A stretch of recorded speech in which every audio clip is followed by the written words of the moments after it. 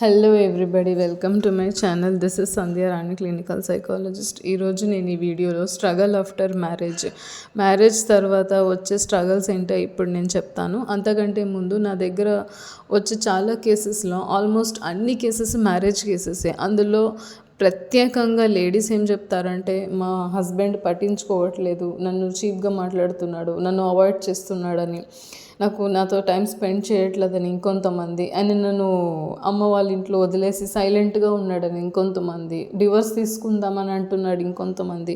ఇలా చాలామంది రకరకాలుగా చెప్తూ ఉంటారు. ఆల్మోస్ట్ నాకు అర్థం కాని విషయం ఏంటంటే, నా దగ్గరికి వచ్చిన వాళ్ళలో అయితే అందరూ ఆడవాళ్ళే. నా హస్బెండ్ ఇలా చేస్తున్నారు, నా హస్బెండ్ అలా చేస్తున్నారని.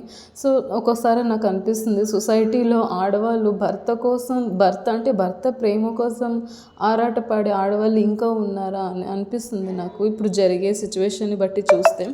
సో నేను అందరి ఉమెన్స్కి నేను ఒకటే చెప్పాలనుకుంటున్నాను, మీరు ఫస్ట్ మీ హస్బెండ్ని ఎక్కువ ప్రేమించడం మానేయండి, ఎక్కువ నమ్మడం మానేయండి, ఎక్కువ కేర్ తీసుకోవడం, వాళ్ళతో సోషల్గా మాట్లాడడం, ఫ్రెండ్లీగా ఉండడం, ఎంతవరకు మాట్లాడాలో అంతవరకే మాట్లాడాలి నన్ను అడిగితే.